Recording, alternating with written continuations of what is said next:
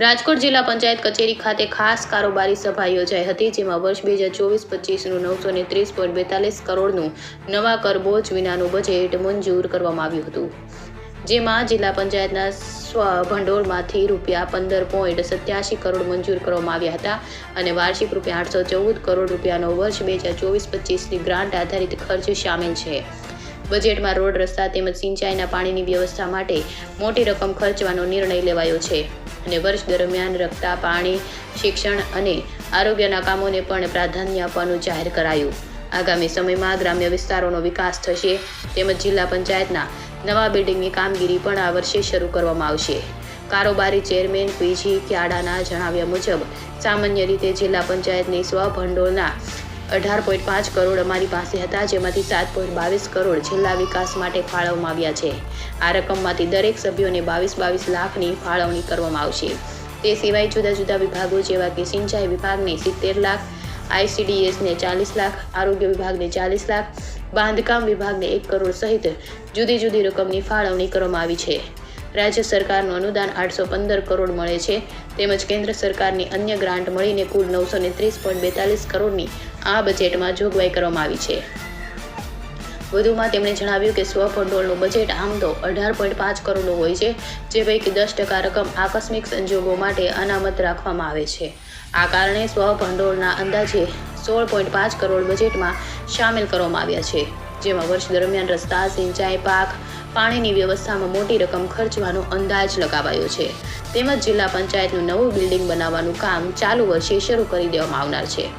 આજના બજેટમાં શ્રેષ્ઠ ગ્રામ પંચાયત માટે 22 લાખની જોગવાઈ, ઉત્તમ તાલુકા માટે 5 લાખની જોગવાઈ, વિકાસ કામો માટે 9.92 કરોડની જોગવાઈ, પ્રાથમિક શાળામાં સ્માર્ટ ક્લાસ બનાવવા માટે 20 લાખની અને પેવર બ્લોક નાખવા 5 લાખની જોગવાઈ, આરોગ્યલક્ષી સાધનો માટે 16 લાખની જોગવાઈ, કુપોષણ મુક્ત અભિયાન માટે 20 લાખની જોગવાઈ, તળાવો માટે 28 લાખની, સામાજિક ન્યાય માટે 40 લાખની જોગવાઈ અને વરસાદી પાણીના સંગ્રહ માટે પણ 25 લાખની જોગવાઈ સહિતની દરખાસ્તો મંજૂર કરવામાં આવી છે। રિપોર્ટર ભરત ભરડવા સાથે રોહિત ભોજાણી, રાજકોટ। પીજી વર્ષ 2024-25નું બજેટ છે એ આજે ખાસ કારોબારી સભાની અંદર મંજૂર કરવામાં આવ્યું છે। બજેટની રકમ કેટલી છે, કયા કયા આ મુખ્ય કામો છે, એના ઉપર ભાર દેવામાં? સામાન્ય રીતે જિલ્લા પંચાયત સ્વભંડોળની રકમ 18 કરોડ રૂપિયાની અમારી પાસે હતી, એમાંથી 7.22 કરોડ રૂપિયા જિલ્લાના વિકાસ માટે કે દરેક સદસ્યોને 22 લાખ રૂપિયાની ગ્રાન્ટ આપી કે એમને સૂચનો પ્રમાણે કામ કરવા માટે ફાળવેલા છે।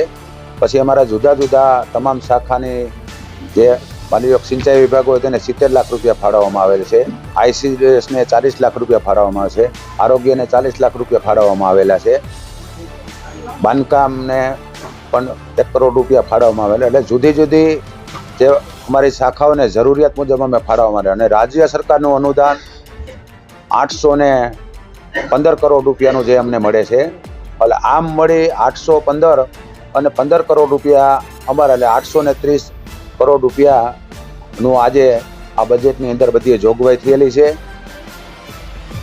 ખાસ કરીને કુલ બજેટ કેટલું છે? આપણું સ્વભંડોળનું બજેટ, સ્વભંડોળનું બજેટ અમારું 18.5 કરોડ રૂપિયાનું છે, પણ 10% અમે અનામત રાખ્યું હોય કે જ્યારે કોઈ એવી આકસ્મિક કે આફતને જરૂરિયાત વાપરવાની જરૂરિયાત પડે ત્યારે આ અમે 2 કરોડ રૂપિયાનું અનામત રાખ્યું હોય અને બાકીનું અમે 16 કરોડ રૂપિયાનું, 16.5 કરોડ રૂપિયાનું જે જુદી જુદી શાખાઓને જરૂરિયાત મુજબ જેને ખર્ચ કરવા માટેનું, સામાન્ય રીતે અનુદાન જે રાજ્ય સરકાર આપતી હોય પણ એને નિભાવણી અમારી ઓફિસ બિલ્ડિંગો છે, વાહનો છે, બધાના જે એની નિભાવણી માટે અને અમુક આકસ્મિક કામો કરવા માટેની જે ફંડ ફાળવતા હોય એવું અમે 16.5 કરોડ રૂપિયાનું બજેટ આજે બધી શાખાઓને ફાળવ્યું છે।